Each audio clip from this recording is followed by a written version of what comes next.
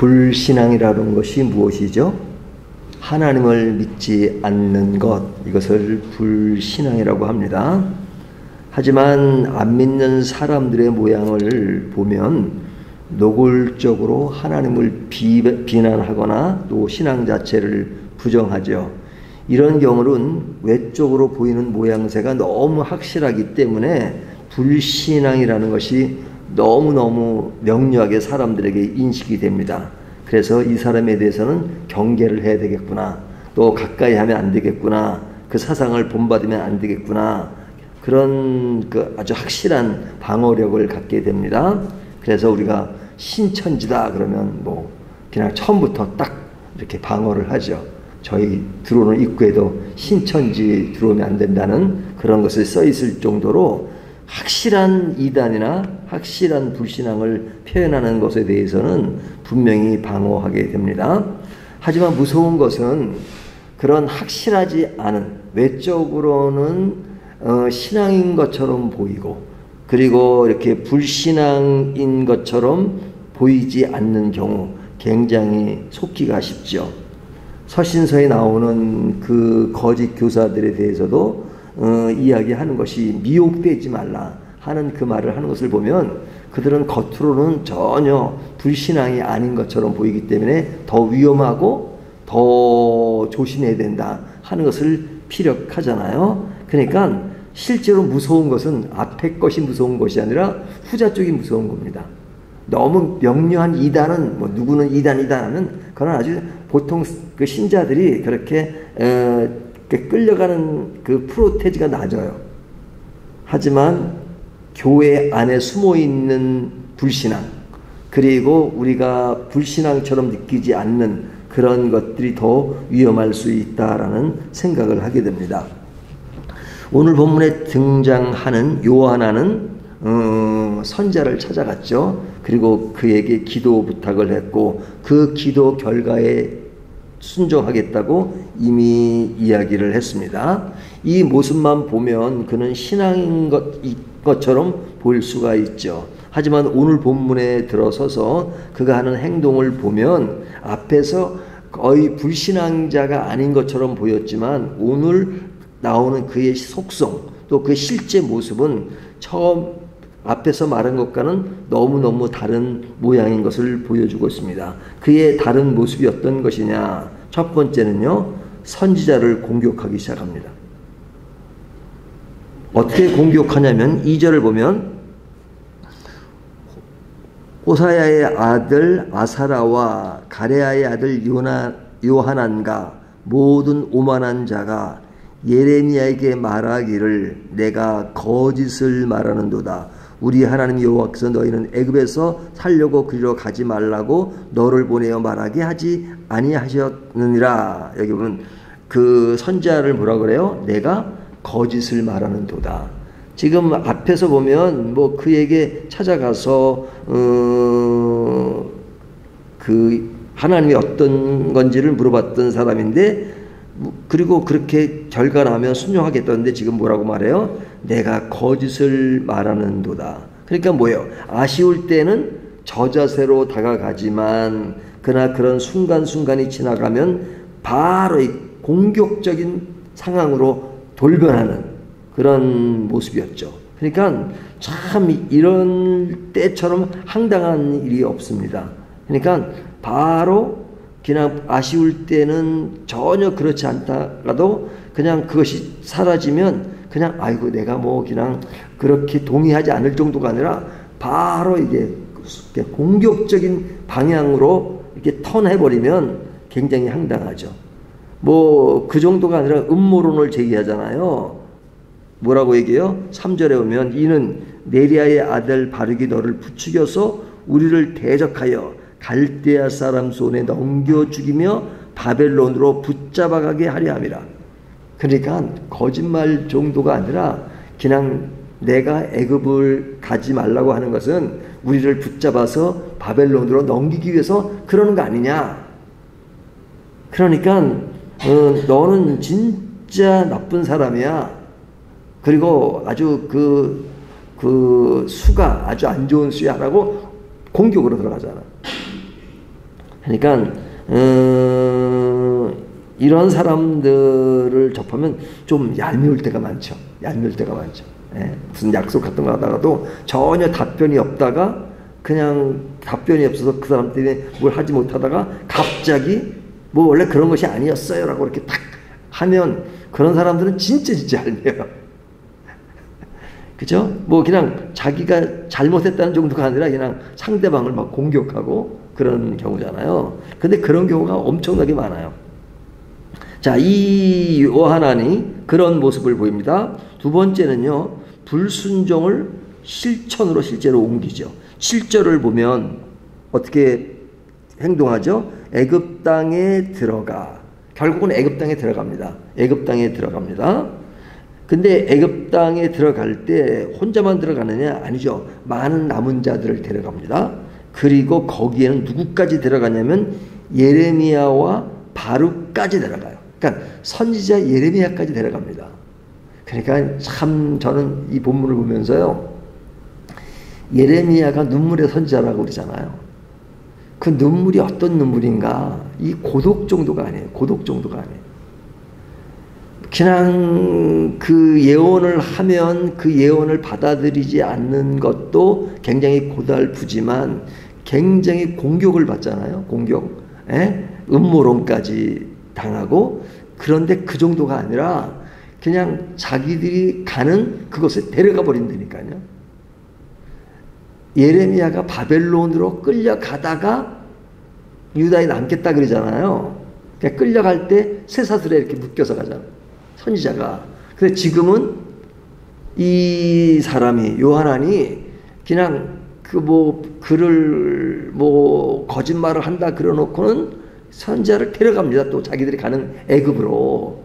그러니까 여기도 끌려가고 저기도 끌려가고 그냥 늘 당하기만 하는 그런 모습. 그러니까 그의 삶을 저보고 살라 그러면 못 살 것 같아.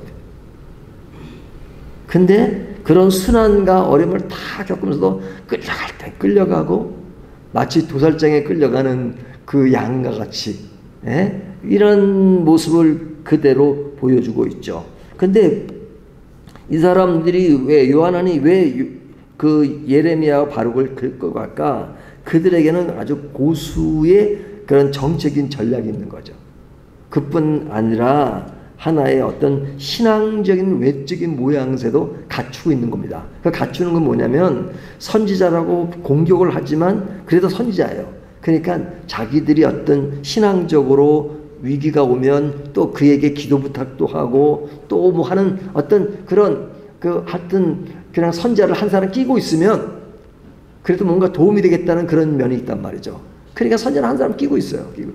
불리할 때는 또 다른 카드를 내놓고 또 좋을 땐 또 다른 카드를 내놓고 그러죠. 그리고 또 외적으로는 내 옆에는 또 선지자가 있다.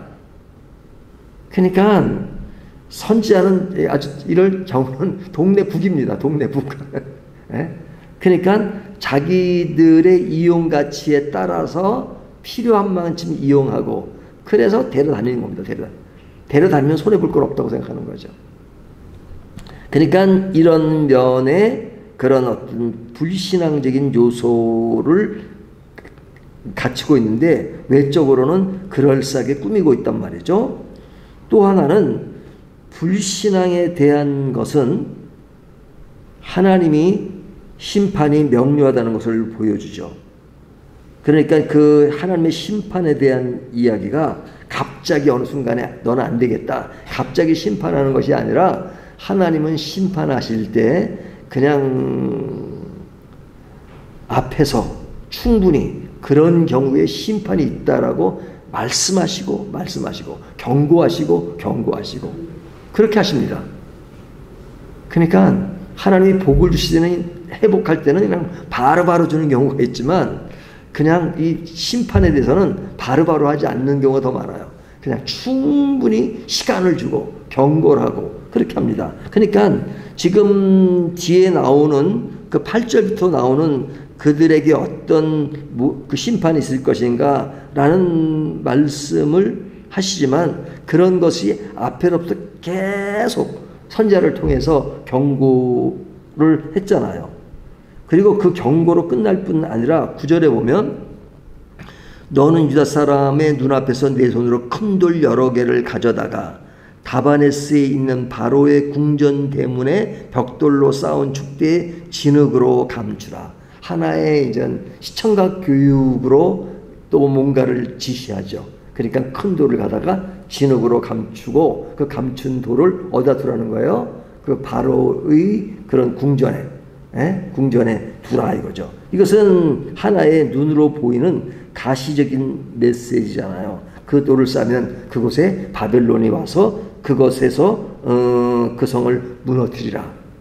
그런 이야기를 하잖아요. 이것은 뭐예요? 하나님의 심판이 분명히 있을 것이다. 그 심판의 주인공이 누가 되느냐? 바벨론이 될 것이다. 바벨론이 될 것이다. 그렇게 이야기하시죠. 그러면 하나님께서 선지자를 통해서 이렇게 하시는 이유가 무엇인가요? 아직도 회개의 기회를 주시는 것이죠. 회개의 기회를 주는 겁니다. 회개의 기회를 주시니까 또 말씀하시고 또 말씀하시는 거예요. 말씀을 계속하세요.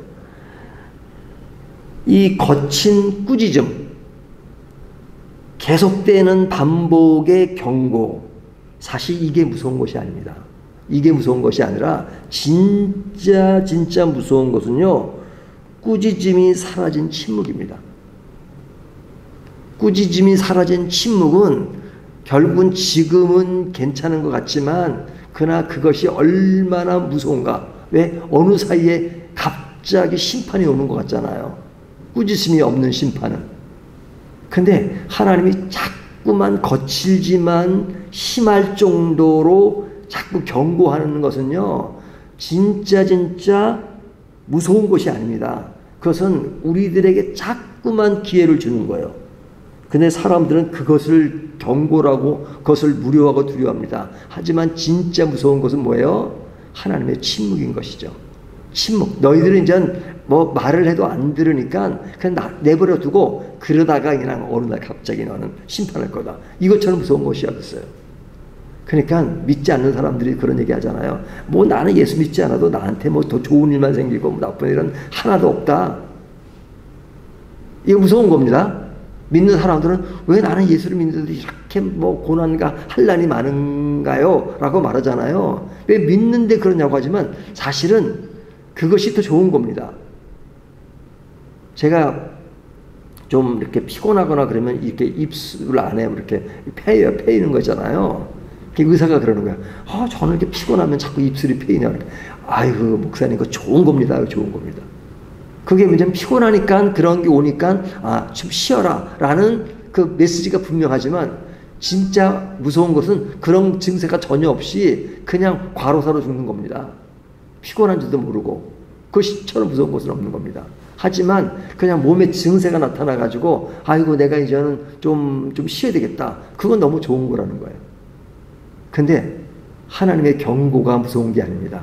하나님의 침묵이 무서운 것입니다. 그러나 사람들은 너무너무 착각을 하고 있어요. 하나님의 침묵이 아니라 꾸짖지만 듣기 싫은 말씀이지만 말하는 것은 우리에게 또 기회를 주고 그리고 살 환경을 조성해 준다는 것이죠. 그런 의미에서 오늘 말씀은 정말로 우리가 어떤 차원에서 신앙의 길을 가야 하는가, 어떤 차원에서 불신앙의 길을 가는 것인가 하는 것을 다시 한번 생각하게 합니다. 불신앙은, 진짜 나쁜 불신앙은 안에는 또 겉의 모양새가 다른 것, 겉으로는 신앙인인 척하지만 마음속에 그런 불신앙의 요소를 실천하는 것, 그런 사람들에게 하나님이 침묵이 더 무서운 것이다. 그러나 하나님이 그래도 몽둥이를 두시면 그래도 여전히 그에게 기회를 주시는 것이다 하는 것을 오늘 본문이 우리들에게 교훈하는 것 같습니다. 오늘 이 말씀을 가지고 하나님은 나에게 어떨 때는 좀 이런 어려움을 좀 어렵게 하지 마십시오 라고 하지만 사랑의 표시다 하는 생각하면서 어려움이 있더라도 잘 견디시고 그런 하나님 앞에 감사하는 저와 여러분이 되시기를 주님의 이름으로 축원합니다.